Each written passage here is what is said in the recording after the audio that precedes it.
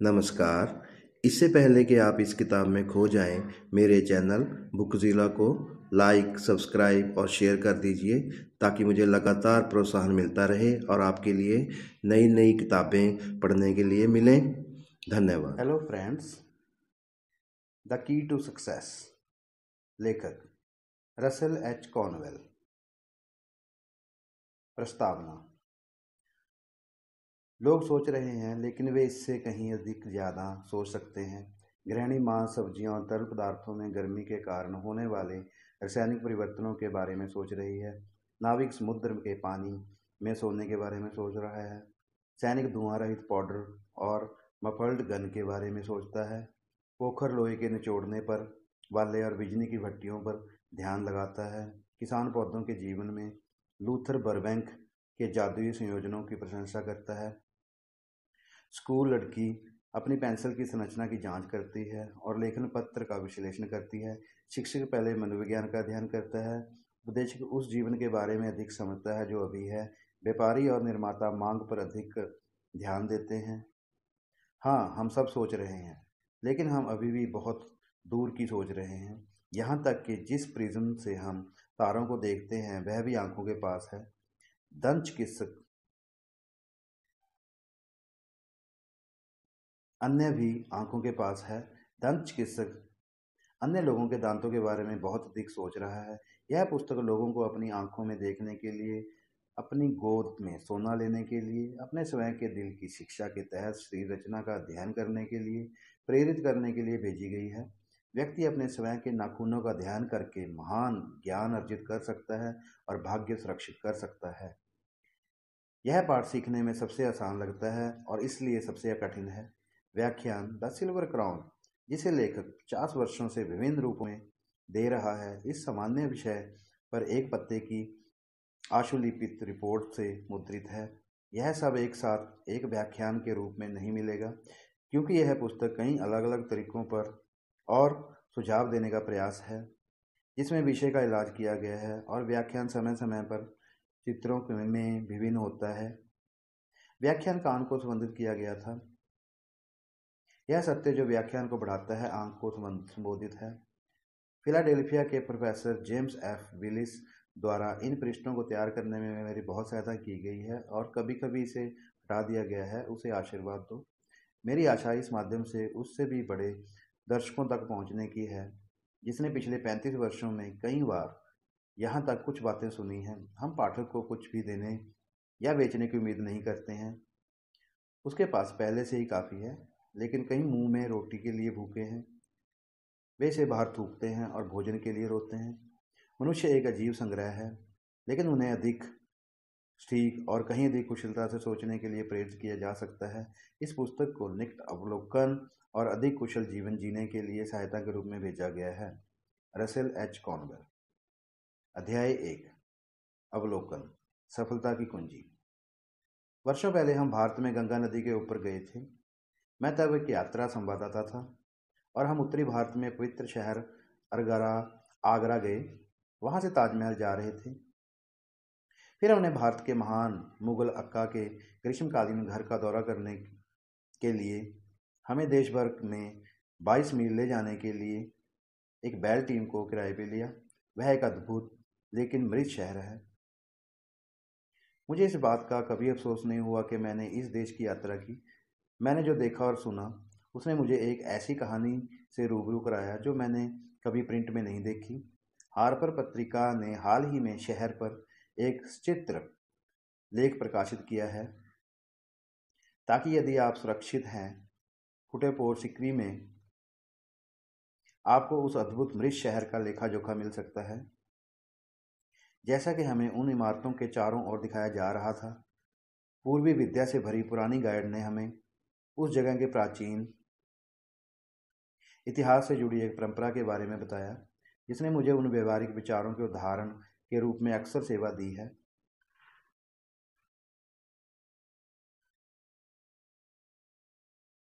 जिन्हें मैं आगे बढ़ाना चाहता हूँ।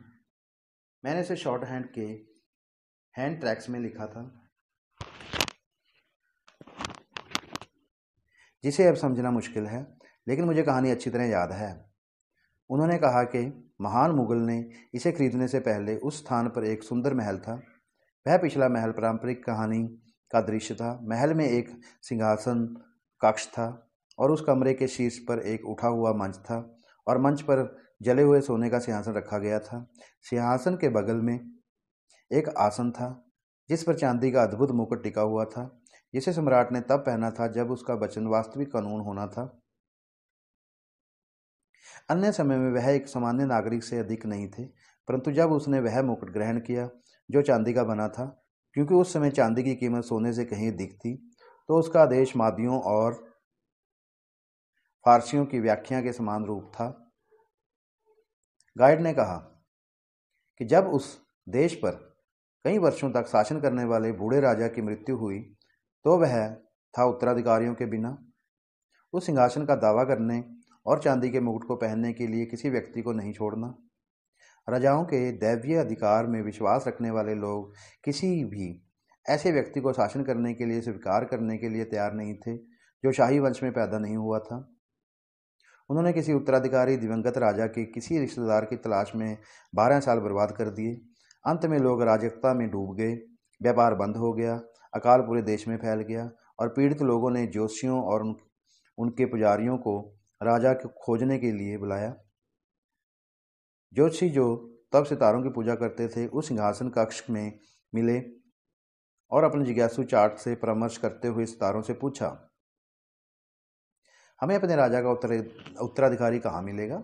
सितारों ने उन्हें उत्तर दिया, अपने देश को ऊपर और नीचे देखें और जब आपको कोई ऐसा व्यक्ति मिले जिसका पशु पालन करते हैं, सूर्य सेवा करता है, जल आज्ञा का पालन करता है और मानव जाति से प्रेम करता है, तो आपको यह पूछने की आवश्यकता नहीं है कि उसके पूर्वज कौन थे। यह व्यक्ति शाही वंश में से होगा जिसका शीर्षक होगा सोने के सिंहासन और चांदी के ताज के लिए। ज्योतिषी तितर बितर हो गए और लोगों से पूछने लगे, क्या तुमने किसी मनुष्य को देखा है जिसके पीछे पशु चलते हैं, सूर्य उसकी सेवा करता है, जल उसकी आज्ञा पालन करता है और मनुष्य प्रेम करता है? वे केवल उपहास के साथ मिले थे। अंत में मैं अपनी यात्रा के दौरान एक दूसरे वृद्ध जोशी ने हिमालय पर्वत की गहराई में अपना रास्ता खोज लिया। वह एक दिसंबर के तूफान से आगे निकल गया और एक पहाड़ के किनारे एक शिकारियों की झोंपड़ी में आश्रय मांगा। उस रात जब वह जाग रहा था, अपने कष्टों और मरते हुए लोगों के लिए रो रहा था, उसने अचानक घाटी के नीचे एक जंगली जानवर की चीख सुनी। जैसे जैसे यह करीब आता गया, उसने सुना उन्होंने लकड़बग्गा की गड़गड़ाहट, बाघ की फुफकार और भेड़िए की चीख का पता लगाया। एक दो क्षण में उन जंगली जानवरों ने उस लकड़ी की दीवारों को सूंघा जिसके भीतर जोशी लेटा था। अपने डर में वह खिड़की बंद करने के लिए उठा, कहीं ऐसा ना हो कि वे उस जगह छलांग लगा दें जहां चांदनी प्रवेश करती है। जब वह खिड़की के पास खड़ा था तो उसने अपने मेजबान शिकारी की अंधेरी रूपरेखा को मचान से फर्श तक सीढ़ी से उतरते देखा। जोशी ने देखा कि शिकारी दरवाजे के पास आ रहा है, जैसे कि वह उसे खोलकर बाहर जाने वाला हो। जोशी ने छलांग लगाई और कहा, उस दरवाजा मत खोलो, वहां बाघ, तेंदुआ, लकड़बग्गा और भेड़िए हैं। शिकारी ने उत्तर दिया, लेट जाओ मेरे दोस्त, शांति से, ये मेरे परिचित हैं। उसने फड़फड़ाकर दरवाजा खोला और बाघ, तेंदुआ, लकड़बग्गा और भेड़िए में चला गया। कोने में जा रहे हैं। शिकारी ने अपनी झोंपड़ी में से कोने में फैली हुई रस्सी से सूखे खरपतवारों को, जिन्हें उसने गिरने से पहले इकट्ठा किया था, ले लिया, क्योंकि उसने देखा था कि वे जंगली जानवर जहरीले जंगली जानवरों के लिए मार्ग थे। उन जहरीले जानवरों ने दूर से ही मार्ग को सूंघ लिया था और फिर दरवाजे पर जमा हो गए थे। जब उसने उस द्वार को खोला तो वे उसके पीछे पीछे झोंपड़ी के कोने में चले गए और अपने सामान्य संकट के कारण आपस में मेल मिलाप कर रहे थे। उसने हर एक को वह दवा दी जिसके लिए वह आया था और हर एक ने धन्यवाद के साथ अपना हाथ चाटा और बिना किसी नुकसान के दरवाजे से बाहर निकल गया। फिर शिकारी ने आखिरी के बाद दरवाजा बंद कर दिया और अपने आराम के लिए चला गया, जैसे कि कुछ भी उल्लेखनीय नहीं हुआ था। यह शानदार परंपरा है, जैसा कि मुझे बताया गया था। जानवरों के चले जाने के बाद जब बूढ़ा जोशी अपने गलीचे पर लेट गया तो उसने अपने आप से कहा, जानवर उसके पीछे ही हो लेते हैं। और फिर उसने सितारों के संदेश को पकड़ लिया और कहा, हो सकता है कि शिकारी राजा हो। लेकिन दूसरे विचार पर उसने कहा, अरे नहीं, वह राजा नहीं है। वह सोने के सिंहासन पर और चांदी का मुकुट पहने हुए कैसे दिखेगा? वह ज्ञानी, पहाड़ों का सींग वाला आदमी, वह राजा नहीं है। अगली सुबह ठंड थी और उन्होंने आग लगाना चाहा और शिकारी ने बाहर जाकर कुछ पत्ते और डंडे इकट्ठा किए। उन्होंने उन्हें में उसमें डाल दिया, भूतल पर झोंपड़ी का केंद्र। फिर उसने एक पर्दा हटा दिया जिसमें छत में एक क्रिस्टल सेट छिपा हुआ था, जिसे उसने वहां रखा था क्योंकि उसने देखा था कि क्रिस्टल सूरज की रोशनी को फर्श पर एक केंद्रित बिंदु पर लाता है। तब जोशी ने देखा, जैसे ही प्रकाश का वह स्थान सूर्य के उदय के साथ पत्तों और डंडों के पास पहुंचा, लकड़ियां चटकने लगी, फिर पत्ते मुरझाने लगे, धुएं के छोटे छोटे गोले उठे और एक ज्वाला भड़क उठी। जैसे ही जोशी ने उस बढ़ती हुई लौ को देखा, उसने अपने आप से कहा, सूरज ने अपनी आग जलाई है, सूर्य उसकी सेवा करता है और पशु कल रात उसके पीछे हो लिए। हो सकता है कि वह राजा हो।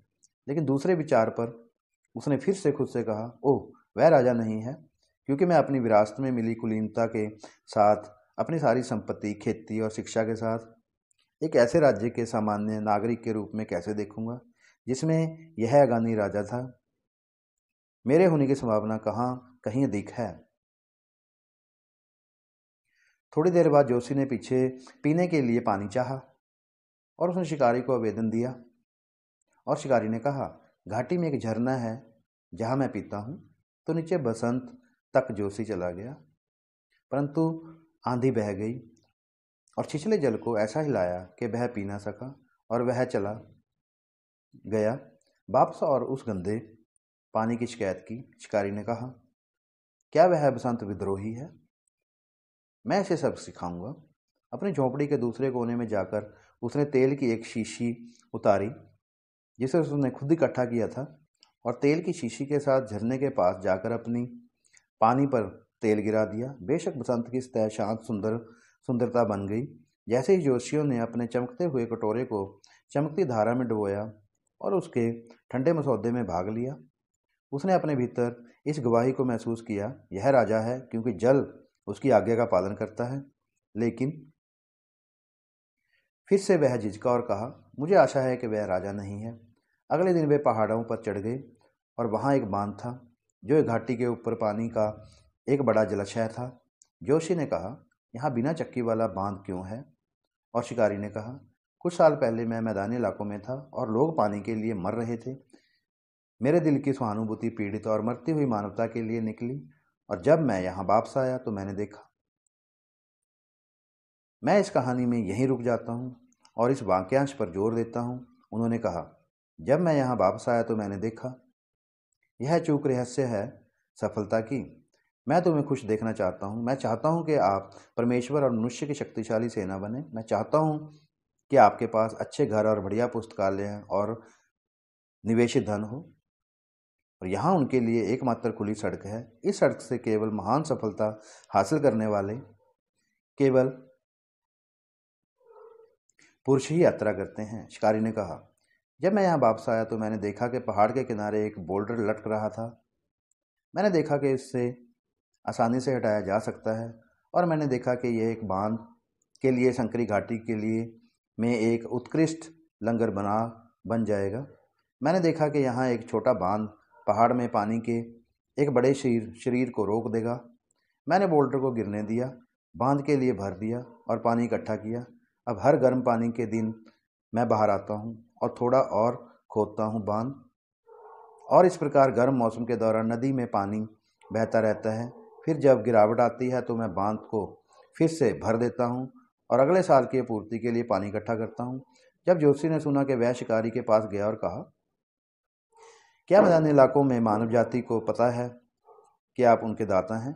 ओह हाँ, उन्होंने कहा, उन्होंने इसका पता लगा लिया है। मैं थोड़ी देर पहले वहाँ नीचे था और सर्दियों में मैंने जो खाल ली थी उसे बेच रहा था और वे चारों ओर आ गए, मुझे चूमा, मुझे गले लगाया और कृतज्ञता के अपने प्रदर्शनों से मुझे काफ़ी हद तक घेर लिया। मैं फिर कभी मैदानी इलाकों में नहीं जाऊंगा। जब जोशी ने सुना कि मानव जाति उससे प्यार करती है तो चारों शर्तें पूरी हो गई। वह अपने घुटनों पर गिर गया, शिकारी का सींग वाला हाथ लिया, उसके झुलसे हुए चेहरे की ओर देखा और कहा, आप शाही वंश में पैदा हुए राजा हैं। सितारों ने हमें बताया है कि जब हमें एक आदमी मिला जिसका जानवरों ने पीछा किया, सूरज ने सेवा की, जल ने आज्ञा का पालन किया और मानव जाति ने प्यार किया, तो वैसे आप सिंहासन का उत्तराधिकारी होगा और तू आदमी है। लेकिन शिकारी ने कहा, मैं एक राजा, ओह मैं राजा नहीं हूँ, मेरे दादा एक किसान थे। जोशी ने कहा, अपने दादा के बारे में बात मत करो, इससे कोई लेना देना नहीं है। सितारों ने हमें बताया कि आप आदमी हैं। शिकारी ने उत्तर दिया, मैं कानून के बारे में कुछ नहीं जानता और ये जानते हुए भी एक राष्ट्र पर शासन कैसे कर सकता हूँ। मैंने कभी कानून का अध्ययन नहीं किया। तब जोशी ने प्राचीन पवित्र पुस्तकों से उद्धृत एक धर्म कथन के साथ पूरी चर्चा को छोटा कर दिया, जिसे मैं एक बहुत ही शाब्दिक अनुवाद में दूंगा। जिसको तारे शासन करने के लिए ठहराते हैं, वह उनके ईश्वरीय आदेश की अवज्ञा करने का साहस ना करें। अब मैं इसे एक वाक्यांश में थोड़ा और आधुनिक रखूंगा। नामांकन से कभी इनकार ना करें। जब शिकारी ने उस बहुत बुद्धिमान निर्णय को सुना तो वह जूना घाटी और सुंदर महल में ले जाने के लिए सहमत हो गया। वहां उन्होंने उसे बैंजनी वस्त्र पहनाया। फिर खुश और आशावान लोगों की प्रशंसा के बीच उन्होंने उसके माथे पर राष्ट्रीय अधिकार का बिल्ला रखा, सिल्वर क्राउन। उसके बाद 40 वर्षों तक, जैसा कि पुराने मार्गदर्शन ने हमसे कहा, उन्होंने राष्ट्र पर शासन किया और इसे ऐसी शांति और समृद्धि के लिए लाया जैसा कि पहले कभी नहीं देखा था, और तब से इसका आनंद कभी नहीं लिया। वह अद्भुत परंपरा जो इतनी शक्तिशाली शक्ति से भरी हुई है, बाद के सभी वर्षों में मेरे साथ रही है। जब मैं किसी महान कार्य को करने के लिए किसी व्यक्ति की तलाश करता हूँ, तो मैं इन 4 विशेषताओं वाले व्यक्ति की तलाश करता हूँ। यदि उसके पास चारों नहीं है तो उसके पास उनमें से कुछ होना चाहिए, अन्यथा वह आधुनिक सभ्यता में बहुत कम के लिए अच्छा है। धन्यवाद। आपका दिन मंगलमय हो। अध्याय 2। असली नेता कौन है। आप सभी में से जो इस पुस्तक को पढ़ते हैं, मैं राजाओं और रानियों को ढूंढ रहा हूँ। मैं भविष्य के सफल पुरुषों और महिलाओं की तलाश में हूँ। आपकी उम्र चाहे कितनी भी क्यों ना हो, आपके सामने अभी भी जीवन है। मैं प्रमुख पुरुषों और महिलाओं की तलाश कर रहा हूँ और मैं उन्हें इन 4 परीक्षणों के साथ ढूंढूंगा। मैं असफल नहीं हो सकता, यह चूक है। कुछ पुरुष घोर अमेरिकी कहेंगे, ओह, इस देश में हमारा कोई राजा या रानी नहीं है। क्या आपने कभी गौर किया है कि पृथ्वी पर ज्ञात किसी भी राष्ट्र के लोगों की संख्या सबसे कम अमेरिकी पर शासन करती है, और वहीं छोटी संख्या उस पर शासन करेगी जब हम सभी महिलाओं को जोड़ देंगे। जैसा कि हम जल्द ही मतदान की आबादी में आएंगे, अमेरिका पर बहुत कम राजाओं और रानियों का शासन है। हमारे इतने कम लोगों द्वारा शासित होने का कारण यह है कि हमारे लोग आमतौर पर बुद्धिमान होते हैं। ओह, आप पूछेंगे, क्या आपका मतलब राजनीतिक मालिक शासन है? हाँ, उस उपयोग करने के लिए एक अच्छा शब्द नहीं है, क्योंकि यह भ्रामक है। किसी भी तरह अमेरिकी पर मालिकों का शासन है, और यह तब तक रहेगा जब तक हम एक स्वतंत्र लोग हैं। हम बॉस के शासन के कुछ चरणों को स्वीकार नहीं करते हैं, और इसलिए मुझे गलत ना समझें जब मैं कहता हूं कि बहुत कम लोग अमेरिकी लोगों पर शासन करते हैं। उदाहरण के लिए, मेरे गृह नगर फिलाडेल्फिया में लगभग 2 लाख लोगों पर 4 या 5 पुरुषों का शासन है। हमेशा ऐसा ही रहेगा। सब कुछ इस बात पर निर्भर करता है कि वे 4 या 5 आदमी नेताओं की जगह के लिए फिट हैं या नहीं। अगर वे बुद्धिमान और अच्छे आदमी हैं तो यह सबसे अच्छी सरकार है, इसमें तो कोई शक नहीं है। यदि संयुक्त राज्य में सभी 80 या 90 मिलियन लोगों को सरकार द्वारा किए गए हर छोटे से काम पर वोट देने के लिए मजबूर किया जाता है, तो आपको किसी भी सुधार के लिए एक लंबा समय लगेगा। एक बुद्धिमान किसान एक घर बनाएगा। क्या वह एक किसान के रूप में काम पर जाएगा और उस लकड़ी को स्वयं काटेगा, उसे स्वयं समतल करेगा, उसे स्वयं आकार देगा? क्या वह घर का वास्तुकार होगा, सभी किलों को चलाएगा, दाद पर लगाएगा और खुद चिमनी का निर्माण करेगा? यदि वह एक बुद्धिमान व्यक्ति है तो वह एक बढ़ई, एक वास्तुकार और एक राजमिस्त्री को काम पर रखेगा जो उनके व्यवसाय को समझता है और उन्हें उसके लिए उस काम की देखरेख करने के लिए कहेगा। एक बुद्धिमान देश में हम राजनीति, कानून, सामाजिक अर्थशास्त्र को समझने वाले, न्याय से प्यार करने वाले लोगों को काम पर रख सकते हैं। हम उन्हें कुशल लोगों के रूप में काम पर रखते हैं जो हम नहीं कर पा रहे हैं। सभी लोगों को हर समय किसी ऐसी चीज़ में दखल क्यों देना चाहिए जिसे वे नहीं समझते हैं? वे ऐसे लोगों को नियुक्त करते हैं जो उसे समझते हैं, और परिणाम स्वरूप एक स्वतंत्र राष्ट्र में कुछ विशेष रूप से फिट लोगों को कभी भी मार्गदर्शन करने की अनुमति दी जाएगी। वे लोग होंगे जो हमसे बेहतर जानते हैं कि कठिन या महत्वपूर्ण परिस्थितियों में क्या करना है। आप पर कुछ लोगों का शासन है, और मैं अपने पाठकों के बीच इन चंद लोगों को ढूंढ रहा हूँ। इस देश में कुछ ऐसी महिलाएं हैं जिनका अब किसी भी ज्ञात राजनेता से अधिक प्रभाव है, और उनके नाम शायद ही अखबारों में आते हैं। मुझे याद है, एक बार महारानी विक्टोरिया के दिनों में एक कॉलेज की कक्षा से पूछा, इंग्लैंड पर कौन शासन करता था? बेशक, उन्होंने कहा, क्वीन विक्टोरिया। क्या महारानी विक्टोरिया ने इंग्लैंड पर शासन किया था? उसके नामात्र के शासनकाल के दौरान इंग्लैंड पृथ्वी के चेहरे पर सबसे स्वतंत्र भूमि थी, और यदि आप तुलना के चरण पर जाते हैं तो अमेरिका आधा स्वतंत्र नहीं है। वह केवल एक व्यक्ति थी, और वह बोर युद्ध पर एक राय की भी व्यक्त नहीं करती थी। वह सब उन राजनेताओं नेताओं पर छोड़ दिया गया था जिन्हें वास्तव में संसद द्वारा शासन करने के लिए चुना गया था। वे असली शासक थे। मैं असली राजाओं की तलाश कर रहा हूँ, नाम मात्र की नहीं। और मैं सिल्वर क्राउन की पूरी परंपरा में वर्णित 4 परीक्षणों से भविष्य में सफल पुरुषों और महिलाओं को ढूंढूंगा। पहला है, जानवर उनका पीछा करेंगे। अगर कोई कुत्ता या बिल्ली कल आपकी एडी को टैग करता है तो याद रखें कि मैं इसके बारे में यहाँ क्या लिख रहा हूँ। यह राजतब का परिणाम है। यदि आपके पास आपसे प्यार करने के लिए बिल्ली या कुत्ता या बैल या घोड़ा नहीं है तो मुझे आप पर दया आती है। मुझे जानवर पर सबसे ज़्यादा दया आती है, लेकिन आप भी सहानुभूति के पात्र हैं। क्या कोई निचला जानवर नहीं है जो आपके कदमों को सुनना पसंद करता है, आपकी एड़ी के पीछे कराहता है, या पूंछ हिलाता है, या आपके दरवाजे पर सिर हिलाता है? क्या कोई बिल्ली नहीं है जो घर खाली होने पर आपको अंदर आते देखना पसंद न करती हो? क्या कोई वफादार कुत्ता नहीं है जो दरवाजे में आपकी चाबी सुनकर खुशी से भौंकता हो? यदि आपके पास कोई नहीं है तो आपके पास एक समय है, क्योंकि महान सफलता के लिए महत्वपूर्ण मार्गों में से एक यह है कि पशु जीवन हमें निर्देश और प्रोत्साहन के लिए क्या दे सकता है। समय आ गया है जब एक कुत्ते की कीमत कम से कम $1000 होनी चाहिए।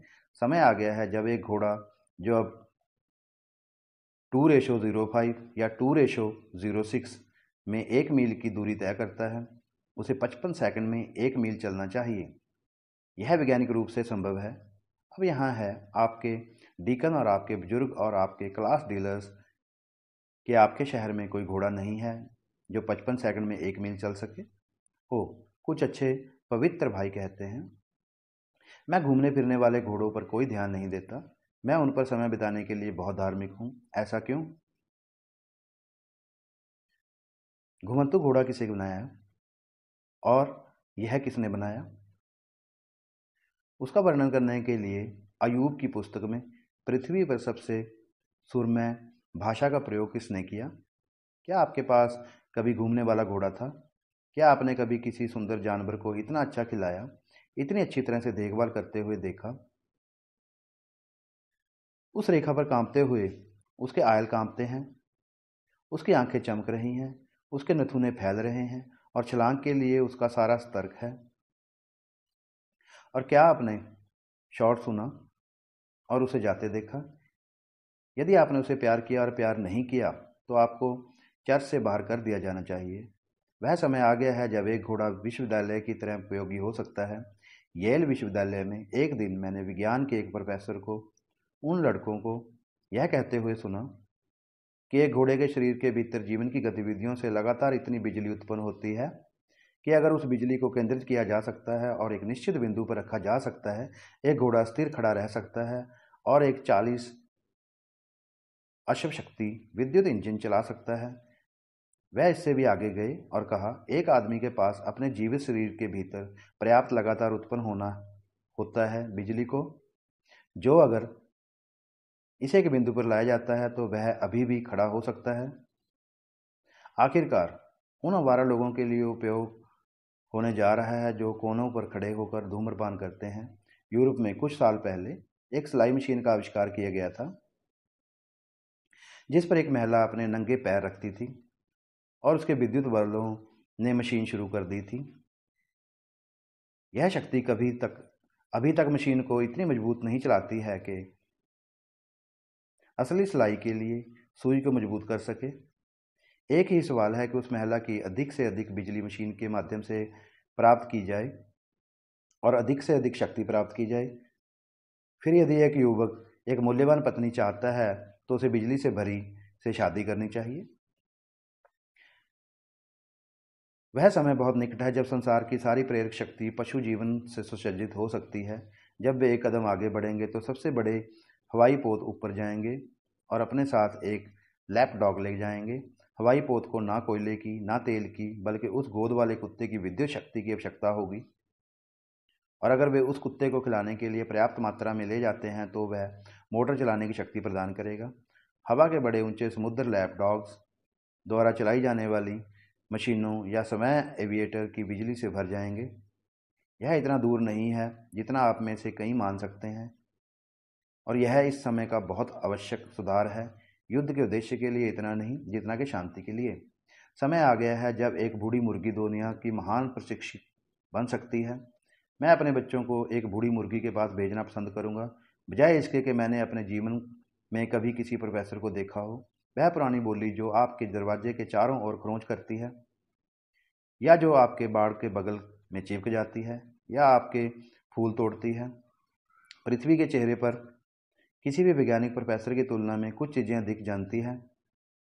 काश मुझे पता होता है कि वह बूढ़ी मुर्गी क्या करती है। क्या कुछ प्रोफेसर ऐसे भी हैं जो अद्भुत बुद्धि होने का दिखावा करते हैं, जो कहते हैं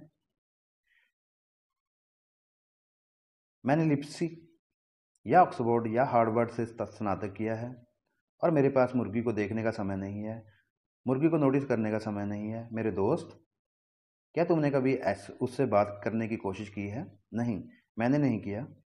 उसकी कोई भाषा नहीं है। क्या तुमने कभी उसे मुर्गियों को बुलाते हुए नहीं सुना और उन्हें आते नहीं देखा? क्या तुमने कभी उसे मुर्गी को डांटते नहीं सुना और उसे जाते हुए नहीं देखा? ठीक है, एक मुर्गी के पास एक वास्तविक भाषा होती है, और यह समय है कि आप वैज्ञानिक प्रोफेसरों को समझें कि वह पुरानी बोली क्या कहती है। ओह, लेकिन प्रोफेसर कहते हैं मेरे पास मुर्गी के साथ बिताने का समय नहीं है।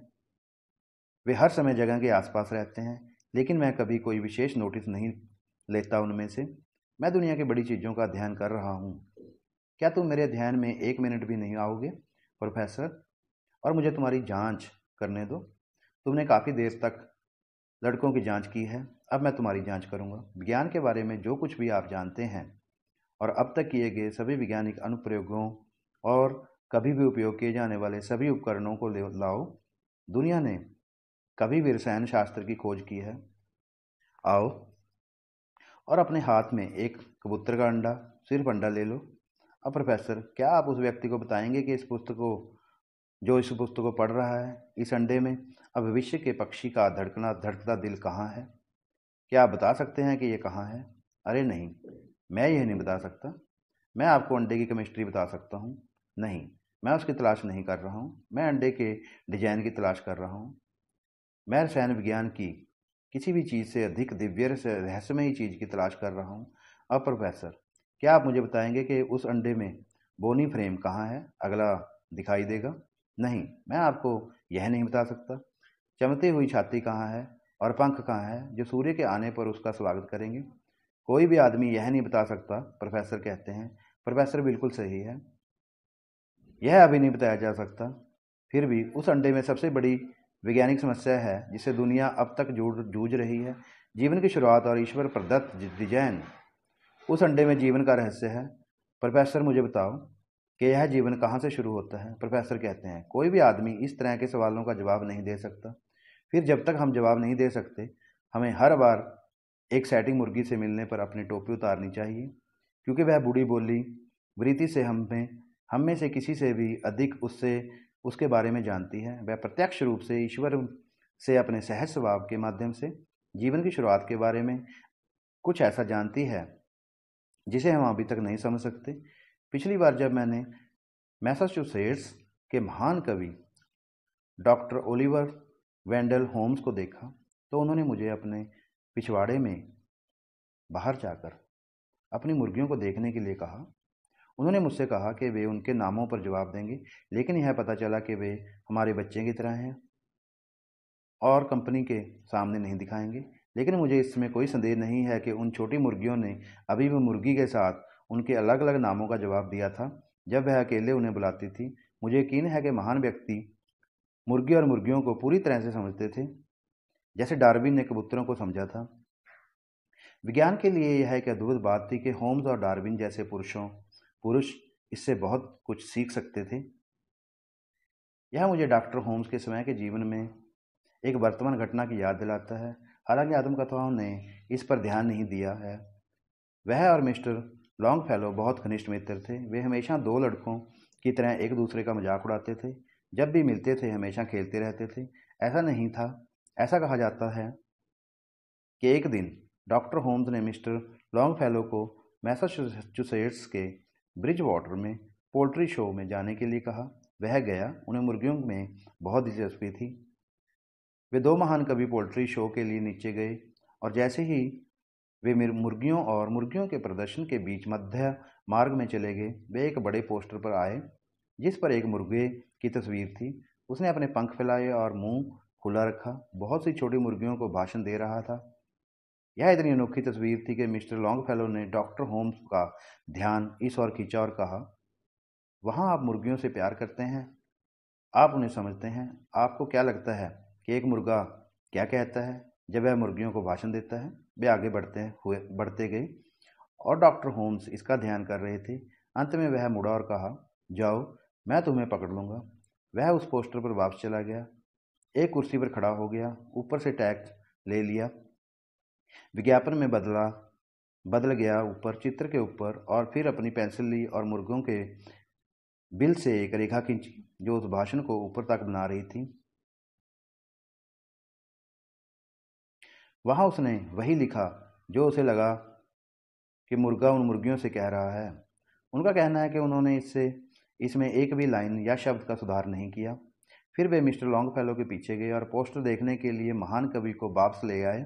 उन्होंने लॉन्गफेलो के स्लोम ऑफ लाइफ की नकल में यह शब्द लिखे थे, जीवन वास्तविक है, जीवन गंभीर है और खोल उसकी कलम नहीं है। अंडा तो कला है और अंडा बाकी है। मुर्गी की बात नहीं की थी। कला लंबी है और समय क्षणभंगुर है। हमारे बिल बनो और अच्छी तरह से तेज करो और ऐसे नहीं जैसे दबे हुए ढोल पीट रहे हैं। खोल के अंदर की तरफ दुनिया के व्यापक युद्ध क्षेत्र में जीवन के महान बाड़े हैं। उन आलसी मवेशियों की तरह मत बनो, संघर्ष में मुर्गे बनो। मुर्गों का जीवन हम सभी को याद दिलाता है हम अपने को दांत बना सकते हैं और भून जाने पर हमारे पीछे छोड़ दें। मुर्गी समय की रेत पर ट्रैक करती है।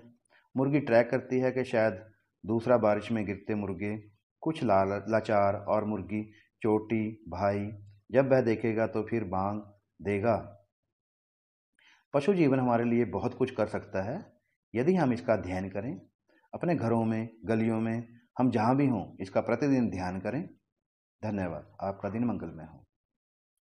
हेलो फ्रेंड्स, अध्याय 3, प्राकृतिक शक्तियों में महारत हासिल करना।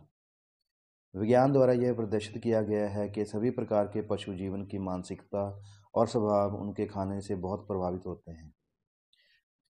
जर्मनी के प्रोफेसर विर्चो ने 2 छोटे बिल्ली के बच्चे लिए और उन्हें अलग अलग खाद्य पदार्थ खिलाए, लेकिन उन्हें एक ही वातावरण में रखा।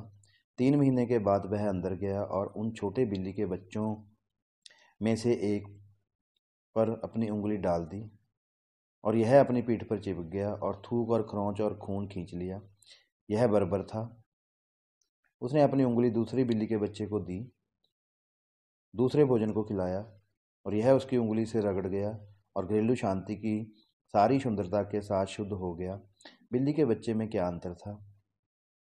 दुनिया में कुछ भी नहीं, लेकिन उन्होंने क्या खाया? अब मैं समझ सकता हूँ कि कुछ पुरुष कसम क्यों खाते हैं और कुछ महिलाएं खरोंच क्यों करती हैं। यह वही है जो वे खाते हैं। दुनिया के विश्वविद्यालय अब इस उद्देश्य के लिए घरेलू विज्ञान के स्कूलों की स्थापना कर रहे हैं।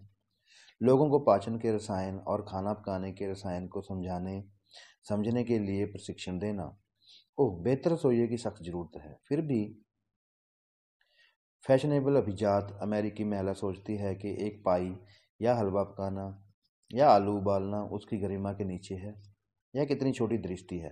बेहतर रसोइयों की बहुत ज़रूरत है। कितने आदमी व्यापार में असफल हो जाते हैं क्योंकि उनकी पत्नी एक गरीब रसोइया है। बोर्डिंग हाउस में खराब बिस्किट के कारण कितने छात्र चिन्हित हैं। अरे हाँ, और उस घर में एक अच्छा रसोइया होता तो उस कब्रिस्तान में कितनी कब्रें खाली होती। मैं अब एक भयानक विषय से जूझ रहा हूँ, बेहतर रसोइयों की जरूरत। एक आदमी अपच से पवित्र भी नहीं हो सकता। तथाकथित अमेरिकी महिला जो फीते के पर्दों के बीच पार्लर में बैठती है और कढ़ाई के किसी नाजुक टुकड़े पर अपनी सुई लगाती है और रसोई के अद्भुत सैन को किसी ऐसी लड़की की देखभाल के लिए सौंपती है जो बीच के अंतर को अपनी नहीं जानती है। एक फ्राइंग पैन और एक घोड़े की रेख एक अमेरिकी महिला कहलाने के लायक नहीं है। कोई भी मूर्ख पर्दे के बीच बैठ सकता है, लेकिन रसोई के रसायन को संभालने के लिए एक विशाल दिमाग की जरूरत होती है। अगर महिलाएं सत्ता के उस सिंहासन को त्याग दें तो पुरुष को इसे लेना चाहिए। यह हमारी सभ्यता समाप्त हो जानी चाहिए। लेकिन मैं इस विचार का पालन जानवरों द्वारा सुझाई गई हजारों खोजों में नहीं करूँगा, क्योंकि इस अद्भुत परंपरा में असली राजा के पीछे न केवल जानवर थे, बल्कि सूरज ने उसकी सेवा की और पानी ने उसकी आज्ञा का पालन किया। अब मैं उन दो विचारों के उदाहरण के लिए जोड़ सकता हूँ। अद्भुत लोकोमोटिव का उपयोग करके जो हमारी रेलगाड़ियों को खींचता है। लोकोमोटिव में कोयला होता है जो सूर्य का कार्बन है। इस प्रकार सूर्य जल को गर्म करके मनुष्य की सेवा करता है और वहाँ पानी भाप में बदल रहा है और भूमि पर पिस्टन की छड़ें चला रहा है, मनुष्य की आज्ञा मान रहा है। हमें अभी भी तुलना में तेजी से यात्रा करने के लिए बहुत कुछ चाहिए। मैंने कुछ समय पहले एक आदमी को देखा था। उसने कहा था कि उसे रेलगाड़ी में 1 मिनट की यात्रा करना पसंद नहीं है। अब से 10 साल बाद अगर आप 1 मिनट में 1 मील से ज़्यादा तेज नहीं जाते हैं तो आप उस बूढ़ी औरत की तरह महसूस करेंगे जो एक छोटी लड़की के साथ धीमी ट्रेन में चढ़ गई। कंडक्टर आया और छोटी लड़की के लिए टिकट मांगा और बूढ़ी औरत ने कहा, वह अपना किराया देने के लिए बहुत छोटी है। नहीं, कंडक्टर ने कहा, उस जैसी महान लड़की को उसका किराया देना होगा। ठीक है, माँ ने उत्तर दिया, वह इतनी छोटी थी जब हम इस ट्रेन में चढ़े तो कुछ भी नहीं जाना। अगर आप तेज यात्रा नहीं करेंगे तो आपको ऐसा लगेगा। अब से 10 साल बाद 1 मील प्रति मिनट से भी अधिक, वह समय जल्द ही आ रहा है जब फिलाडेल्फिया से सैन फ्रांसिस्को जाने के लिए आप एक पाइप के अंत में या एक तार तक पहुंचेंगे और जितनी जल्दी आप वह कह सकते हैं आप सैन फ्रांसिस्को में होंगे। क्या यह एक असाधारण अभिव्यक्ति है? समय निकट आता है जब आप यह नहीं कहेंगे कि यह एक असाधारण अभिव्यक्ति है। जैसा कि मैं इसे लिखने के लिए एक कंपनी लिख रहा हूँ कि न्यूयॉर्क में बोस्टन तक लंबे समय से विचारित वाइब ट्यूब का गठन किया जा रहा है। वे इसे रखने के अधिकार को लेकर अदालतों में लड़ रहे हैं।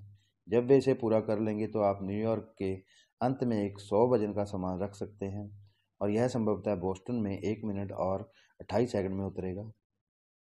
अब तो एक छोटा सा बड़ा पाइप बनाने और एक आदमी को अंदर डालने और 1 मिनट 48 सेकंड में भेजने में क्या बाधा है? एक ही कारण है कि आप उन्हें बिजली की गति से नहीं भेज सकते हैं। शायद यही कारण है कि आयरिश व्यक्ति ने एक ऊंची इमारत से गिरने पर दिया था और उन्होंने पूछा, क्या गिरने से आपको चोट नहीं आई? नहीं, यह गिरने से नहीं था जिसने मुझे चोट पहुंचाई, यह इतनी जल्दी रुकता था। मानव यात्रा के लिए अब उन वायबी ट्यूबों का उपयोग करने में यही कठिनाई है। हमें अब उन आविष्कारों की जरूरत है। हम जल्द ही हैं आविष्कारों को खोजने जा रहे हैं। क्या आप उन्हें किसी विश्वविद्यालय से या हार्वर्ड या येल, ऑक्सफोर्ड या बर्लिन के किसी महान वैज्ञानिक स्कूल से स्नातक करते हुए पाएंगे? हो सकता है। मैं खुद किसी विश्वविद्यालय की अध्यक्षता करते हुए यह नहीं कहूँगा कि आपको वहाँ ऐसे लोग नहीं मिलेंगे। शायद आप करेंगे। लेकिन इतिहास में मेरे साथ थोड़ा पीछे आओ और देखते हैं कि यह पुरुष और महिलाएं कहाँ मिलती हैं। उत्तरी इंग्लैंड में जाओ और 2 मील नीचे एक कोयला शाफ्ट नीचे जाओ और वहाँ एक युवक है जो 1.5 फुट मोटी कोयले की एक नस को उठा रहा है। उसके बाल उसकी टोपी के से चिपके हुए हैं, उसका चेहरा झुलसा हुआ है, उसकी उंगलियां कालिक से ढकी हुई हैं, फिर भी वह खुदाई और सीटी बजा रहा है। क्या वह राजा है? दुनिया के अब तक के सबसे महान में से एक। महारानी विक्टोरिया ने उस युवक से अपने बेटे का परिचय कराते हुए, जो तब से राजा रहा है, उसने कहा, मैं आपको मेरे बेटे इंग्लैंड के सबसे महान व्यक्ति से मिलवाता हूँ। क्या? यह गरीब खनिक जो कभी स्कूल नहीं गया, लेकिन अपने जीवन में कुछ महीने, जबकि वह एक दिन के स्कूल में नहीं गया था, वह हर समय अनुभव के विश्वविद्यालय में, दुनिया के महान विश्वविद्यालय, हर दिन अवलोकन में सीख रहा था। जब ऐसा आदमी स्नातक करता है तो उसे उच्चतम संभव डिग्री मिलती है। डीएनआर डोंट नीड सिफारिश करता है। चलो खदान में चलते हैं और खनिक से उसका नाम पूछते हैं। जवान, तुम्हारा नाम क्या है? स्टीवनसन। लोकोमोटिव के आविष्कारक ही? ओह, तेरे राजा कहाँ है हे मनुष्य? वे खदान में, पहाड़ पर, फावड़े में या महल में हो सकते हैं, जहाँ भी एक आदमी नोटिस करता है कि दूसरे लोगों से नहीं देखा है। जहाँ कोई मनुष्य अपने दैनिक कार्य में वह देखता है जो अन्य लोगों ने नहीं देखा, वहाँ राजा मिल जाएगा। क्या मेरा कोई पाठक दूध वाला है? क्या आप निराश हैं जब सर्दियों में नदी के किनारे जम जाते हैं? अब कई साल पहले वेस्ट वर्जीनिया में एक दूध वाला था जो हर सुबह खेत से दूध लेकर ट्रेन में जाता था, और जब वे कार में दूध डाल रहे थे तो उसने स्टेशन पर खड़े लोकोमोटिव का अध्ययन किया। एक लोकोमोटिव के बारे में आप क्या जानते हैं? ओह, मुझे इसके बारे में कुछ नहीं पता। ऐसा क्या? आपने जीवन भर उन्हें देखा और उनका पीछा किया है, और आपने उन्हें स्टेशन पर खड़े देखा है। आपने विशाल संरचना को कुछ सम्मान के साथ देखा है, लेकिन आप इसके बारे में कुछ भी नहीं जानते हैं, और फिर आप एक सफल होने की उम्मीद करते हैं पुरुष। वह युवक लोकोमोटिव में दिलचस्पी हो गई, और जब वह वहां खड़ा था तो उसने इसे देखा, इसे मापा, इंजीनियर से इसके बारे में प्रश्न पूछे। एक दिन इंजीनियर ने उसकी दिलचस्पी देखकर उसे स्विच पर नीचे ले जाकर दिखाया, और उसे दिखाया कि भाप कैसे लगाई जाती है, और इसे कैसे बंद किया जाता है, और इंजन को कैसे उल्टा किया जाता है। घंटी बजाई जाती है, सीटी बजाई जाती है, और सब कुछ दिखाया जाता है इसके बारे में, और वह खुश था। वह घर गया और लोकोमोटिव की शाम को ड्राफ्टिंग किया। उसके 2 साल बाद वही ट्रेन साइडिंग पर चली, और इंजीनियर और फायरमैन अपना नाश्ता लेने के लिए एक घर में चले गए। लोकोमोटिव को अकेला छोड़कर पहाड़ से लुढ़कने वाले ट्रैक से बर्फ से निकलने का इंतजार कर रहे थे। जब वे अनुपस्थित थे तो इंजन का एक बाल गलती से खुल गया।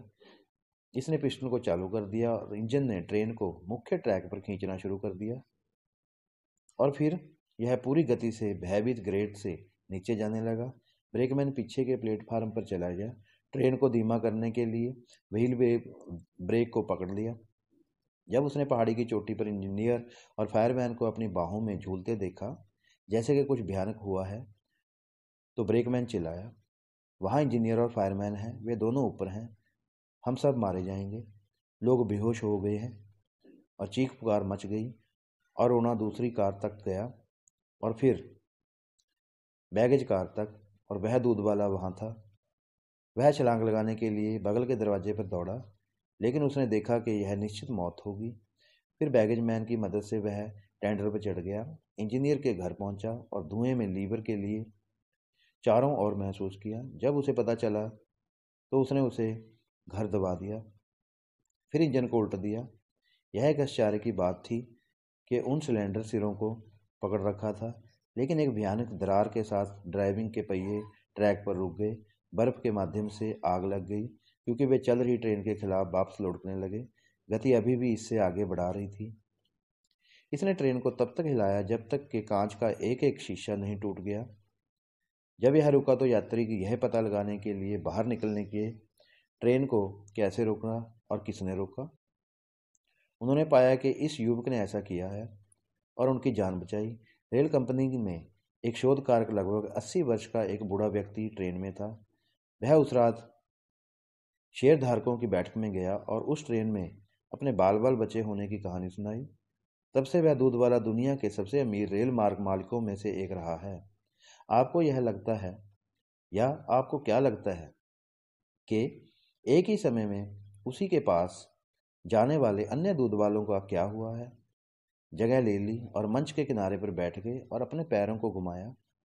उनमें से क्या हो गया है? उन हवाओं से पूछो जो एलेघनी पहाड़ों से नीचे आती हैं। अन्य दूध वाले कहाँ हैं? हवाएं जवाब देगी, वे अभी भी पंप पर जी रहे हैं। यह कभी भी ऐसा ही था। आप जहां भी देखें, उपलब्धि की किसी भी शाखा में सफलता हर दिन अपनी शिक्षा प्राप्त करने की इस क्षमता पर निर्भर करती है, क्योंकि हम अपने आसपास की घटनाओं से आगे बढ़ते हैं। राजा वही पाया जाता है जहां कोई व्यक्ति वह देखता है जो अन्य पुरुष नहीं देखते हैं। धन्यवाद। आपका दिन मंगलमय हो। हेलो फ्रेंड्स, अध्याय 4, मानव जाति किससे प्रेम करेगी। महान वैज्ञानिक पुरुषों और हमें और अधिक की आवश्यकता है। अक्सर उन्हें पूरा श्रेय नहीं दिया जाता है क्योंकि उन्होंने कहीं से स्नातक नहीं किया है। मुझे ऐसा लगता है कि इन बाद के दिनों में उन लोगों के बीच एक अभिजात वर्ग बनाने की भावना है जिन्होंने किसी समृद्ध विश्वविद्यालय से स्नातक किया है, लेकिन यह मनुष्य के जीवन को निर्धारित नहीं करता। यह थोड़ी देर के लिए एक मूर्खतापूर्ण अत्याचार हो सकता है, लेकिन फिर भी प्रत्येक पुरुष और महिला को अंततः उस स्थान पर ले जाया जाना चाहिए जहां वह सबसे उपयुक्त है, और वे चीज़ें करें जो वह सबसे अच्छा कर सकते हैं और जिन चीज़ों के बारे में वह वास्तव में जानती है। उन्होंने कहाँ स्नातक किया या कब व्यवहारिक जीवन की दौड़ में लंबे समय तक नहीं गिना जाएगा। हमें पहले से कहीं ज़्यादा महान वैज्ञानिक पुरुषों की जरूरत है। आप उन्हें कहाँ खोजने जा रहे हैं? हम उन्हें नहीं खोजने पाएंगे। और वह वैज्ञानिक व्यक्ति कहाँ से आया जिसने एक का आविष्कार किया था? कोयल घड़ी का सुधार।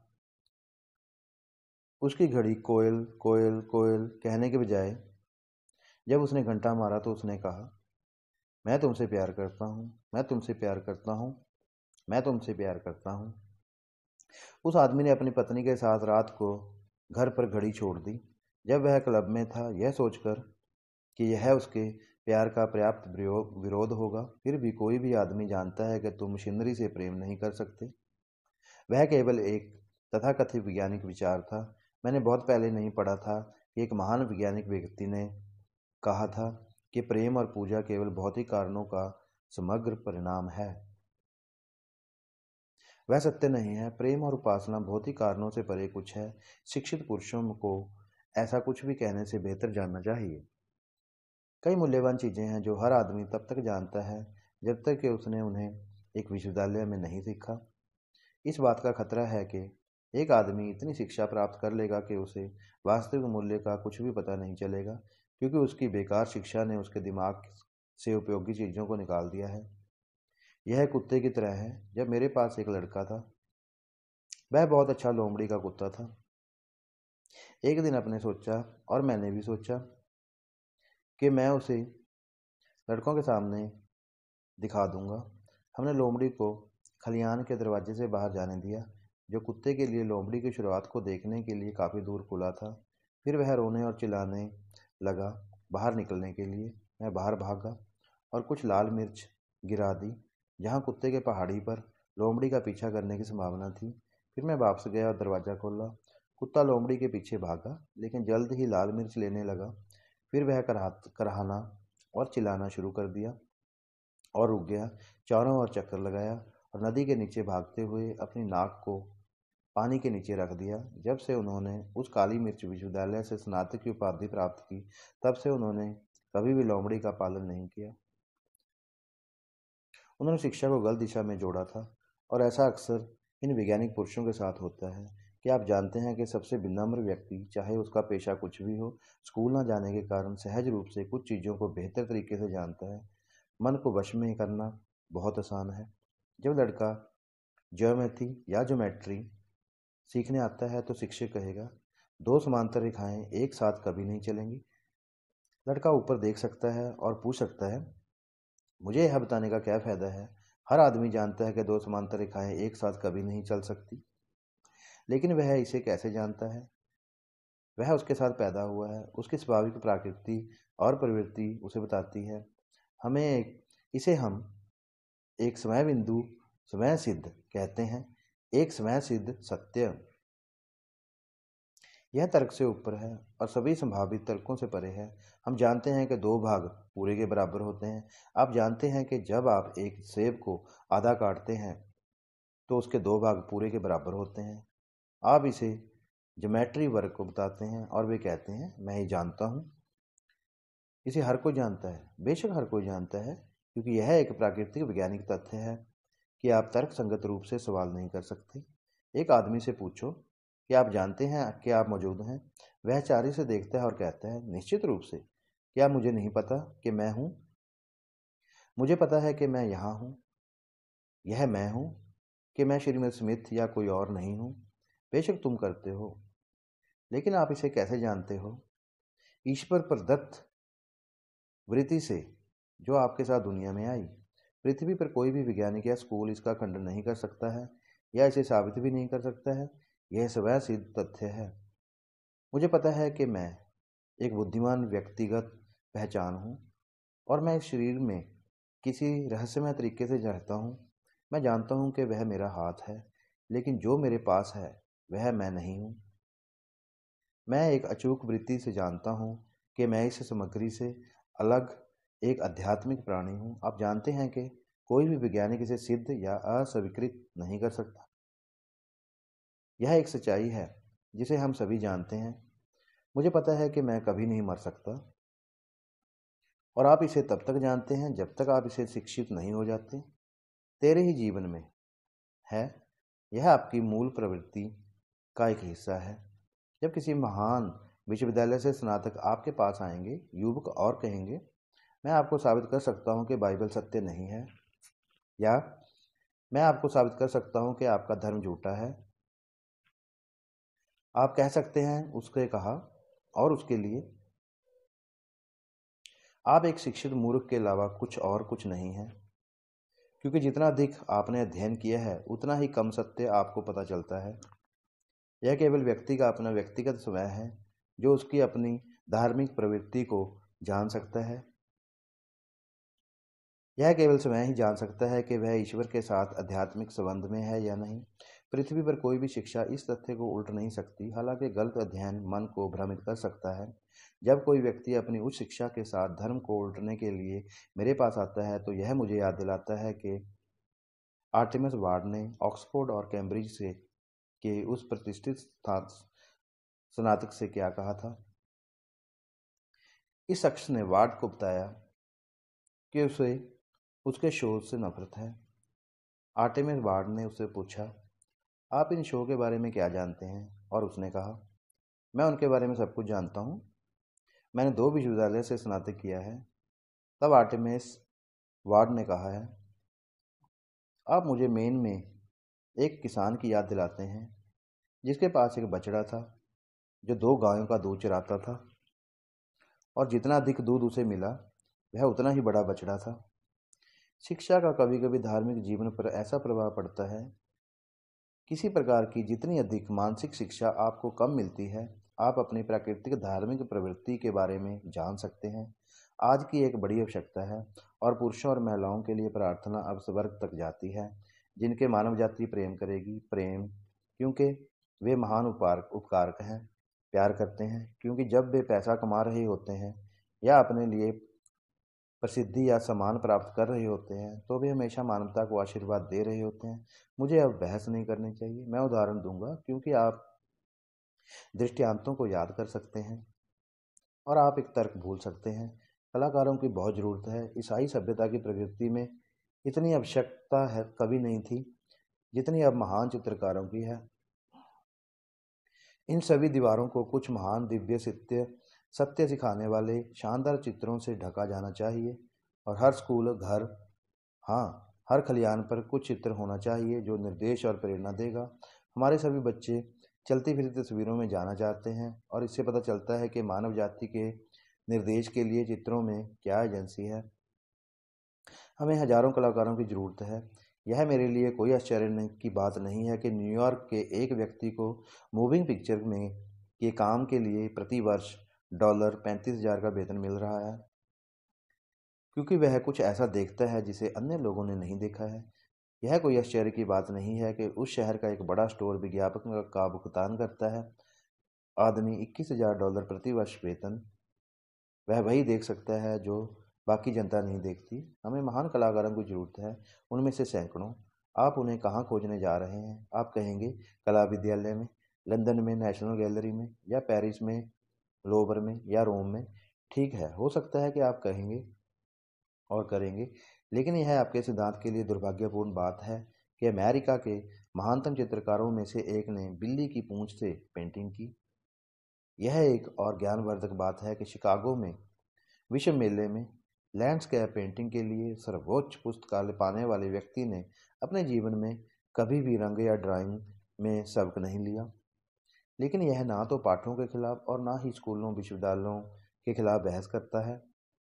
इसमें मुझे गलत मत समझें, मैं केवल जोर को अपना विशेष विषय बना रहा हूँ। उन्होंने सर्वोच्च पुस्तकालय पुरस्कार लिया और अपने जीवन में कभी किसी कला विश्वविद्यालय या विद्यालय में नहीं गए। अगर वह स्कूल जाता तो शायद शिक्षक उसे कुछ सिखाने की कोशिश करता और इस तरह उसका दिमाग कमज़ोर कर देता। एक स्कूल में शिक्षक जो एक बच्चे को कुछ भी दिखाता है कि वह बच्चा अपने लिए काम कर सकता है, उस बच्चे के लिए एक अभिशाप है। एक बच्चे के लिए एक बहुत ही दयालु शिक्षक के नियंत्रण में होना एक भयानक आपदा है जो उसे सब कुछ दिखाएगा। सबसे महान कलाकारों में से एक शार्लोट था ब्रोंटे। वह एक अद्भुत छोटी महिला थी और मुझे छोटी महिलाएं पसंद हैं। क्या आपने कभी लॉन्गफेलो की छोटी औरतों की कविता पढ़ी है? यह मुझे हमेशा शार्लोट ब्रोंटे की बहुत याद दिलाता है। एक दिन उसने मुझे की कविता दिखाई और मैंने उससे पूछा कि उसने इसे अपनी पुस्तक में क्यों नहीं छापा, और उसने उत्तर दिया, मुझे नहीं लगता कि यह कुछ समय के लायक है। उनकी मृत्यु के बाद से उन्होंने इसका पहला स्थान दिया है। और मैं एक कविता उद्धृत करूँगा, जैसे एक छोटे से गुलाब के भीतर हम सबसे अमीर रंग पाते हैं, जैसे सोने के एक छोटे से दाने में बहुत अधिक कीमत और मूल्य निहित होता है, और जैसे थोड़े से बालसम से बहुत सी गंध निकलती है, तो एक नन्ही औरत में जन्नत का आभास होता है।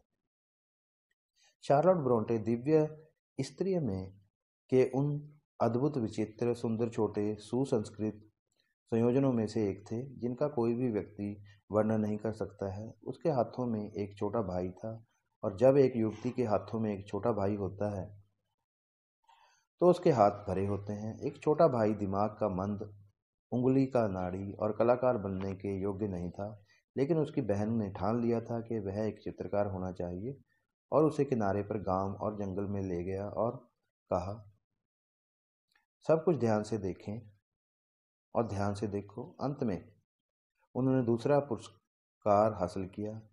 तब उसकी छोटी बहन ने अपने भाई की गर्दन पर हाथ फेरा है और उसे चूमा और उस पुरस्कार को पाने के लिए उसे धन्यवाद दिया। मैं एक महिला को कभी नहीं समझ सका, उन सभी रहस्यमय चीज़ों में से जिन्हें भगवान ने कभी एक साथ रखा है, एक महिला सबसे रहस्यमय है। शार्लोट ब्रोंटे एक बूढ़ी औरत की तरह थी जिसे मैं अपने पैतृक शहर में जानती थी, जिसने अपने पति को धन्यवाद दिया आंसुओं के साथ भेड़ के झुंड को लाने के लिए, जिसे वह खुद हर सुबह सर्दियों में बिस्तर से बाहर निकलने से पहले खिलाती थी। अंत में शार्लोट ब्रोंटे का छोटा भाई विलुप्त हो गया और मर गया, और फिर उसके पिता की मृत्यु भी हो गई। और जब हम मंत्री बूढ़े हो गए तो हम भी मर सकते हैं। वह बिना किसी सहारे में के रह गई थी, लेकिन जब उसने अपने दोस्तों को बताया तो उन्होंने कहा, आपके पास कॉलेज की शिक्षा है शार्लोट, आप कुछ क्यों नहीं लिखते? अब हम पाते हैं कि उसने जो पहली चीज लिखी थी वह थी जैन आयरे, वह अद्भुत कहानी जिसके लिए उसे आखिरकार $38,000 मिले। महारानी विक्टोरिया ने अपनी अद्भुत प्रतिभा के कारण उस विनम्र लड़की को विंडसर में अपने महल में आमंत्रित किया। वह ऐसी किताब लिखने कैसे आई? सिर्फ इसलिए कि उसने अपने भाई की खातिर इतनी बारीकी से देखा था कि उसकी कलम की निब से वे सुंदर विवरण बहते थे, जैसे स्वाभाविक रूप से पानी पहाड़ के किनारे के नीचे की ओर बहता है। कुछ हमेशा ऐसा होता है, कोई भी व्यक्ति इस वर्तमान समय में 100 गुना अधिक प्राप्त किए बिना कभी भी स्वयं को दूसरों की भलाई के लिए सही भावना से नहीं देता है। इसी सोच के साथ मैं एक कदम और आगे बढ़ूंगा। हमें महान चित्रकारों की जरूरत है, लेकिन हम उस आदमी की तरह और अधिक चित्रकार नहीं चाहते हैं जो मिस्र से बाहर आने वाले इंजीनियरों को चित्रित करते हैं, जो उनके कंधों पर कस्तूरी के साथ अमेरिका के साथ उनकी प्रतिनिधित्व करते हैं। लेकिन कलाकारों से ज़्यादा हमें महान संगीतकारों की ज़रूरत है। संगीत की सख्त ज़रूरत है। हमारे पास बहुत अधिक शोर है, लेकिन बहुत कम वास्तविक संगीत है। क्या आपने कभी सोचा है कि आपके पास कितना कम है? क्या आपको लगता है कि एक सच्चा संगीतकार केवल एक आदमी है जो कमबी तक धड़ाता है और उच्ची पर चिल्लाता है? दिल को निखारने वाले, दिमाग को रोशन करने वाले संगीत की कितनी सख्त जरूरत है, जो मनुष्य के लिए महिमा और स्वर्ग को नीचे लगाता है। मेरे पास उस विचार पर विस्तार करने के लिए जगह नहीं है। वास्तविक संगीत के लिए मानवता की भयानक आवश्यकता, लेकिन हमें नहीं मिलता। मुझे नहीं पता कि ऐसा क्यों है। मैं समझाने में सक्षम नहीं हूँ, लेकिन शायद मैं संकेत कर सकता हूँ कि संगीत क्या है। येल में मुझे अपना जीवन यापन करना था, और यही कारण है कि इन 44 वर्षों से मैं विशेष रूप से युवाओं को उनकी कॉलेज शिक्षा सुरक्षित करने में मदद करने के लिए व्याख्यान दे रहा हूँ। मैं 4 बजे उठा और 4 बजे तक न्यू हेवन हाउस में काम किया। नाश्ते की मेज से वापस आओ पाने के लिए, ताकि मैं और मेरा भाई जी सकें। हालांकि कुछ दिनों में मैंने दोपहर में आलू खोदे और शाम को संगीत सिखाया। हालांकि पहला मेरा उचित व्यवसाय था। कभी कभी मेरे संगीत विद्वान मुझे अपनी कंपनी का मनोरंजन करने के लिए कुछ खेलने के लिए आमंत्रित करते थे, और मैंने देखा कि मैं जितना जोर से बजाता था वे उतनी ही जोर से बोलते थे। मैं अक्सर कहता था, न्यू हेवन में संगीत संस्कृति का कितना निम्न स्तर है। लेकिन कॉलेज छोड़ने के बाद मैंने कुछ सीखा। मैंने सीखा कि मैं संगीतकार नहीं था। अगर मैं संगीतकार होता तो वे सुनते। यही असली संगीत की एकमात्र परीक्षा है। वहाँ कोई और नहीं है। यदि आप गाते हैं और हर कोई फुसफुसाता है, या आप खेलते हैं और हर कोई बात करता है, तो इसका कारण यह है कि आप संगीतकार नहीं हैं।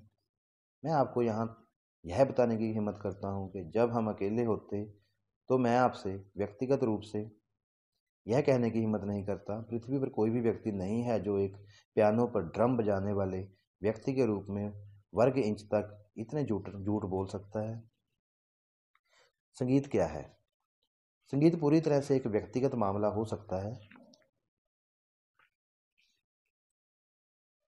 और इसे संगीत कहा जा सकता है। मुझे अपने पैतृक शहर का मेजर स्नो याद है, जो चीर घर में आरा की फायरिंग सुनते थे। जब तक यह हमारे पैर की उंगलियों को चोट नहीं पहुंचाता, तब तक यह कैसे चीखता और खरोंचता था। हमने पुराने मेजर से पूछा कि वह शनिवार को मिल क्यों गया, जब वह किसी और दिन जा सकता था। उन्होंने कहा, ओह लड़कों को, आप इसे नहीं समझते। जब मैं छोटा था तो मैंने एक चीर घर में काम किया था, और मैं यहाँ उन्हें फाइल देखने के लिए आया था। यह मुझे अच्छे पुराने दिनों की याद दिलाता है। यह मेरे लिए संगीत है। वह उस स्तर तक शिक्षित था जहाँ आरी भरना उसके लिए संगीत था, और इसलिए तथाकथित संगीत में पुरुषों को हर तरह से शिक्षित किया जा सकता है, लेकिन यह वास्तविक संगीत नहीं है।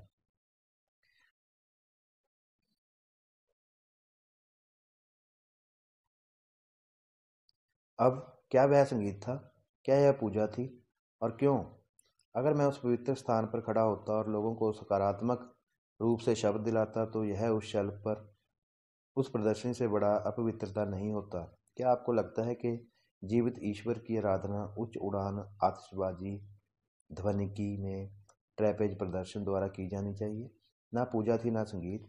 संगीत में ध्वनिकी में उच्च उड़ान वाले सर्कस ट्रेपेज प्रदर्शन शामिल नहीं है। संगीत क्या है? संगीत ध्वनि का एक ऐसा संयोजन है जो हृदय को पवित्र भावनाओं की ओर ले जाता है, मस्तिष्क को तेज विचारों की ओर ले जाता है, और संपूर्ण मनुष्य को श्रेष्ठ कर्मों की ओर ले जाता है। वह संगीत है और कुछ नहीं है। संगीत है।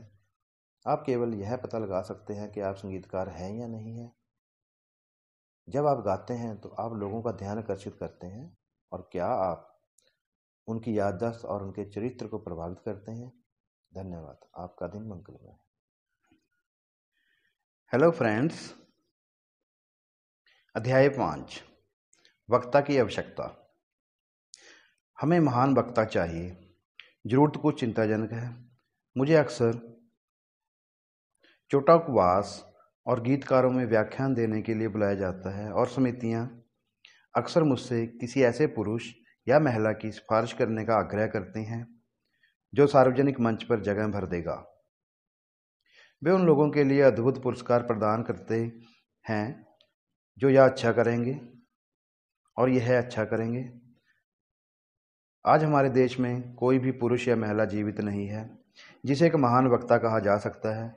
जब मैंने व्याख्यान देना शुरू किया 28 साल पहले, Henry Ward Beecher, Wendell Phillips, George William Curtis, Edward Everett अपने दिन के सबसे महान वक्ता और जॉन बी गफ थे। मैं श्री गफ द्वारा व्याख्यान मंच पर जाने के लिए प्रेरित होना एक बड़े सम्मान की बात करता हूँ। वे सभी चले गए हैं और कोई उत्तराधिकारी प्रकट नहीं हुआ है। स्वतंत्रता और वक्तृत्व हमेशा एक साथ रहते हैं और रहे हैं और हमेशा रहेंगे। इसलिए वक्तव्य की आवश्यकता अब विशेष रूप से दबाव में है। हमारे पास वक्ता क्यों नहीं है? संपादकों का कहना है क्योंकि अखबार हर घर में आया और जाता है, और रविवार को एक आदमी अपने अखबार में पहले से कहीं बेहतर उपदेश पढ़ेगा और मंत्री को भुगतान करने और गाना बजाने वालों के साथ परेशानी होने से बचाएगा। अब वह समय कभी नहीं आएगा। वास्तविक वक्ता के बिना आप कभी भी साथ नहीं होंगे, चाहे आपके पास कितने भी समाचार पत्र हों। मैं प्रेस का सम्मान करता हूं। मुझे अपने जीवन काल में इससे काम से कुछ लेना देना है। मैंने एक दैनिक समाचार पत्र पर काम किया है और उसके मालिक हैं, लेकिन मुझे कहना होगा कि एक जीवित आदमी की उंगली के हिलने में, उसकी आंखों की चमक में कुछ, उसके पैर की मोहर में कुछ है, लेकिन उसकी मंत्रमुग्ध शक्ति में कुछ अधिक है जिसे कोई ठंडा प्रकार नहीं करेगा। आप जीवित व्यक्ति को ठंडे नेतृत्व में पूरी तरह से व्यक्त नहीं कर सकते। हमारे पास महान वक्ता क्यों नहीं है? मुझे नहीं लगता कि अखबार रास्ते में है, लेकिन दूसरे लोग मुझसे कहते हैं यह वाक्पटुता के आधुनिक स्कूल का हानिकारक प्रभाव है जिसे अब वक्तव्य का स्कूल कहा जाता है। इन सभी वाक्पटु स्कूलों ने अपना नाम बदलकर वक्तव्य के स्कूल में बदल दिया है और इसके परिणाम स्वरूप क्षतिग्रस्त हो गए हैं।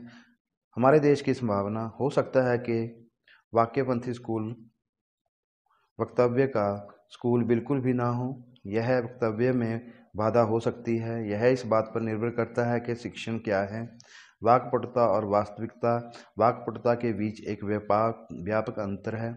भाषण अभिव्यक्ति की एक कला है जो हर शिक्षक के पास होती है और वह अपनी कला खुद सिखाता है, लेकिन वक्तव्य सफल भाषण का महान विज्ञापन है। वह व्यक्ति जिसे वह प्राप्त होता है, जिसके लिए वह याचना करता है, वह एक वक्ता है, चाहे वह कैसे भी कहे।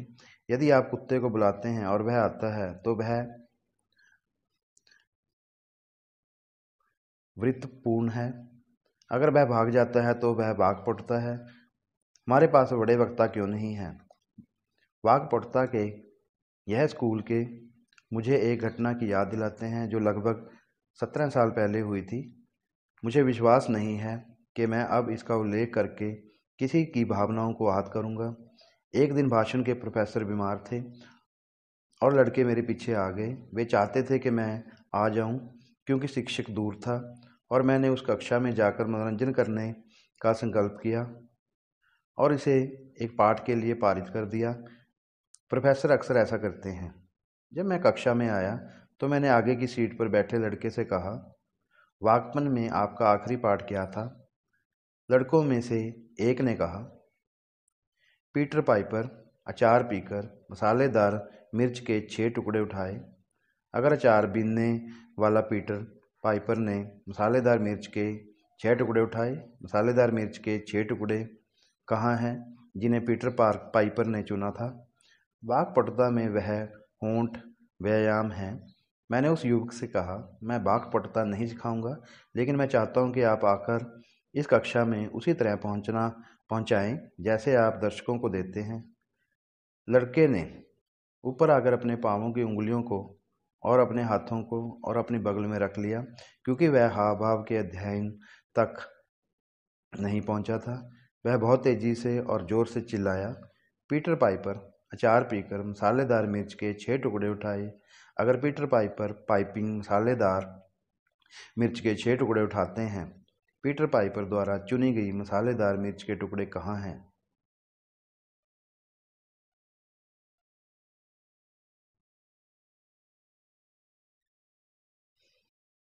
जैसे उसने मेरी तरफ देखा, मैंने देखा कि उसकी आंखों से उसके सिर में कुछ गड़बड़ है। मुझे नहीं पता कि बस क्या है, लेकिन चीज़ें तब से हुई हैं जब मैं उसे जिस तरह से संदर्भित करता हूँ उसके लिए कोई निर्दयता नहीं है। मैंने कहा, कृपया ऊपर आओ और कुछ सुनाओ। और उसने उत्तर दिया, क्या मैं वही बात कहूँ जो युवक पढ़ते रहे हैं? मैंने कहा, आपको ऐसा करने की ज़रूरत नहीं है, कुछ भी ले लो। उसने अपने सोने के सिर वाले बैंत को उसका सबसे अच्छा हिस्सा फर्श पर छोड़ दिया और फिर वह मंच पर आया और मेज पर झुक गया और मुझसे कहा, क्या मैं वही बात कहूँ जो युवक पढ़ते रहे हैं? मैंने कहा, आप चाहें तो कर सकते हैं। आप जो कुछ भी चुनते हैं उसे लेने के लिए आप पूरी तरह से स्वतंत्र हैं। प्रोफेसर दूर हैं जैसे भी। जब बिल्ली दूर होगी तो चूहे खेलेंगे। फिर उन्होंने उस पाठ के लिए खुद को तैयार करना शुरू कर दिया। मैंने अपने जीवन में ऐसे व्यवहार कभी नहीं देखा। उसने अपनी बाहें खींची, अपने बालों को वापस ब्रश किया, खुद को हिलाया, टेबल को आगे बढ़ाया और मैं दरवाजे के से बहुत पीछे खिसक गया और मंच खुला छोड़ दिया, क्योंकि मुझे नहीं पता था कि वह आगे क्या करने जा रहा है। फिर उन्होंने चयन किया।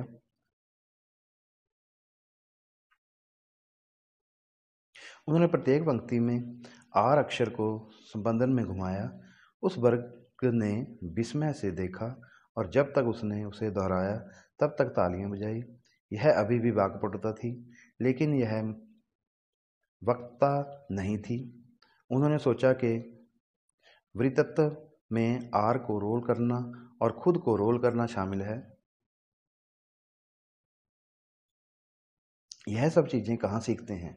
वैसे पुराने ज़माने के स्कूल, घर में, रसोई के दरवाजे उस पर उस बूढ़ी मुर्गी से, किसी बैंक ऑफिस में, किसी हॉल में या किसी चर्च में सीखते हैं, जहाँ युवा पुरुष और महिलाएं या महिलाएं एक साथ मिलते हैं, बहस करते हैं।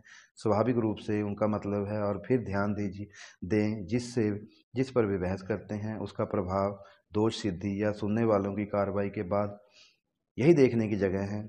यदि आप एक महान वक्ता बनना चाहते हैं तो आपको ध्यान देना चाहिए। भविष्य की सबसे बड़ी वक्ता एक महिला होगी। एक महिला छोटा उकबा के प्रबंधन को 2 महीने नहीं हुए हैं। हम किसी भी महिला को सालाना $40,000 दे सकते हैं जो मंच पर एक प्राकृतिक महिला होगी। यदि वे एक ऐसी महिला को काम पर रखते हैं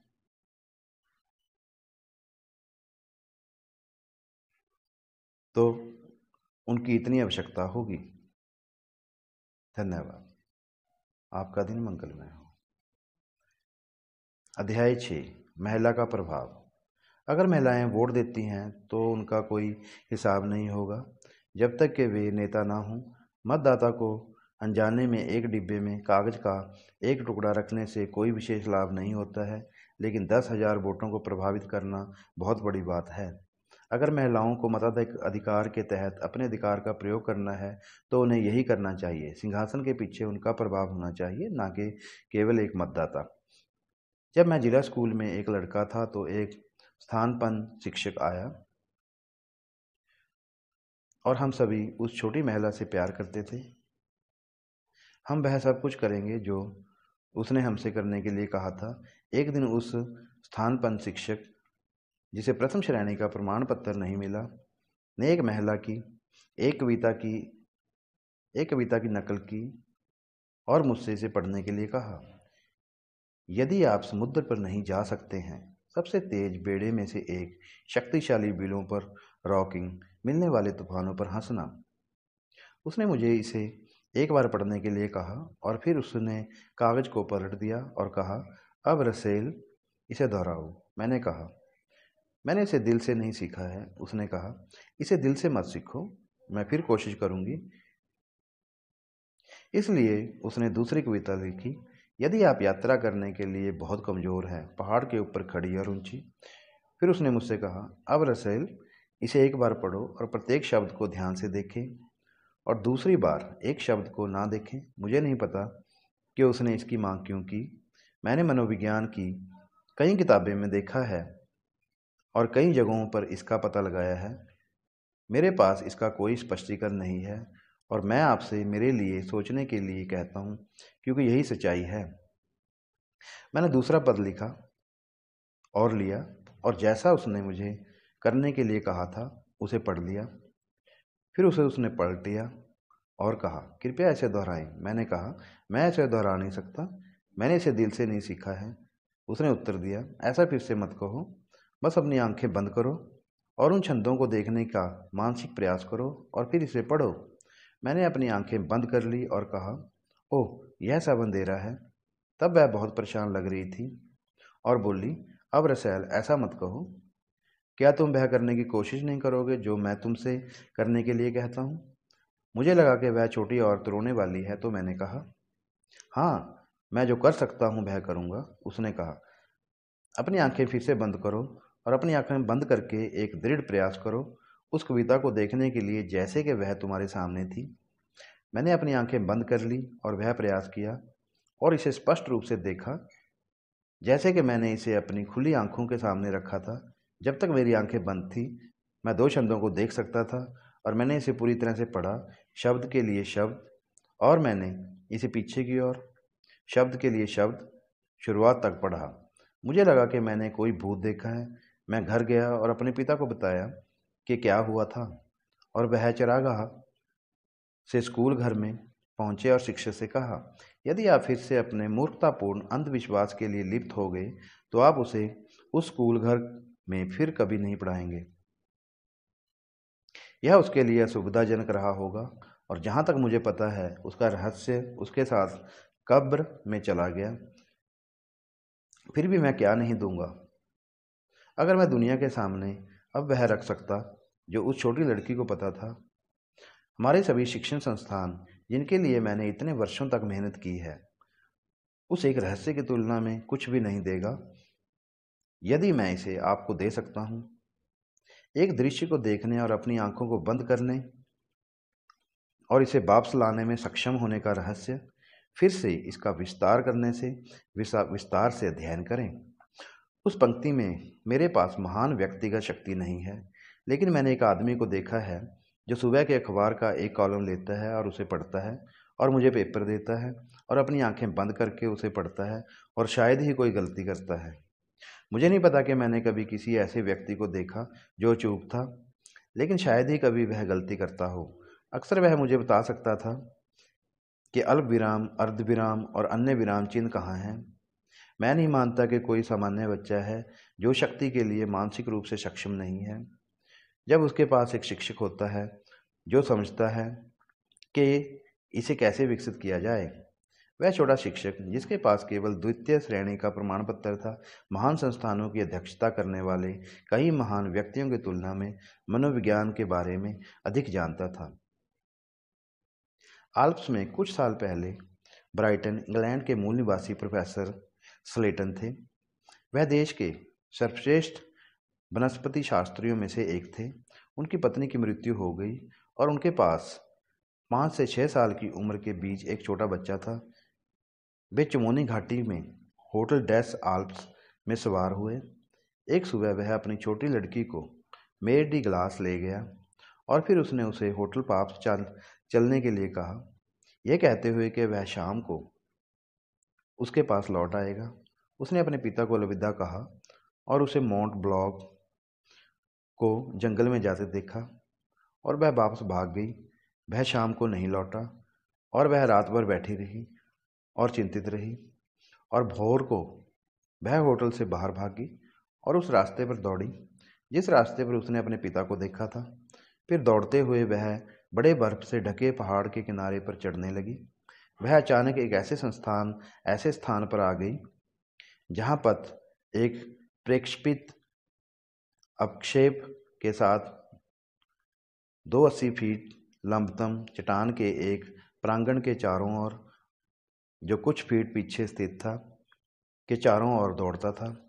जब वह उस स्थान पर आई तो उसके पैर बर्फ फिसल गए